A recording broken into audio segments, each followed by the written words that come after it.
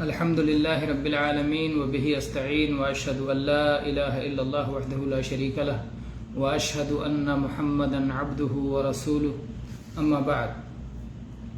اذان جو ہر صلاۃ کے لیے مسلمان دیا کرتے ہیں، مسجدوں سے اذان کی آواز بلند کی جاتی ہے، یہ بہت زبردست اور اہمیت والے کلمات ہیں اور یہ مکمل دعوت ہیں اللہ کی طرف۔ ان کے معانی پہ غور کیا جائے تو پورا دین اس کے اندر آ جاتا ہے۔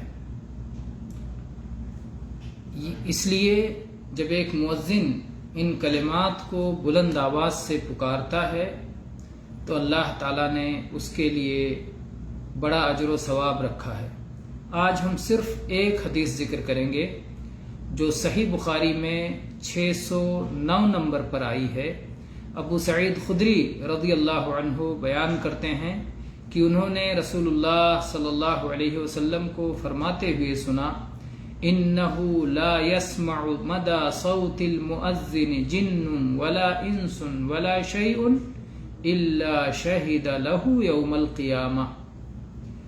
مؤذن کی آواز کو جہاں جہاں تک یہ آواز پہنچتی ہے، کوئی جن، کوئی انسان، کوئی بھی چیز جو اس آواز کو سنتی ہے، قیامت کے دن مؤذن کے لیے شہادت دے گی، مؤذن کے لیے گواہی دے گی، گواہ بن کر وہ چیز کھڑی ہو جائے گی، وہ انسان، وہ جنات گواہ رہے گا کہ اللہ یہ مؤذن ہے، اذان دینے والا، یہ تیری بڑائی کا اعلان کرتا تھا، یہ شہادتین کا اعلان کرتا تھا، یہ صلاۃ و فلاح کی طرف دعوت دیتا تھا۔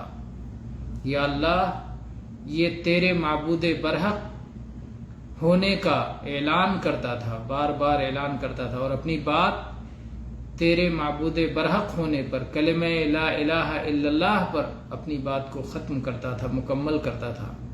تیری بڑائی بیان کرنے کے بعد اللہ اکبر لا الہ الا اللہ، تیری بڑائی اور کبریائی کا اعلان کرنے کے بعد تیرے معبود برحق ہونے کا اعلان کر کے اپنی بات کو مکمل کرتا تھا۔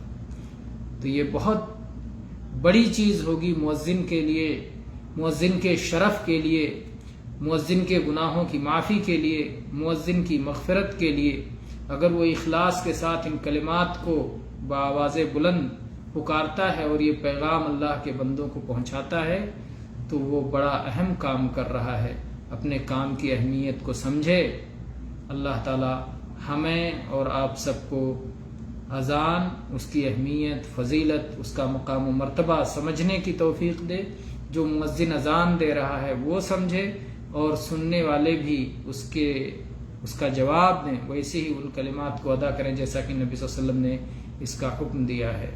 واللہ تعالی اعلم، صلی اللہ علی نبینا وسلم۔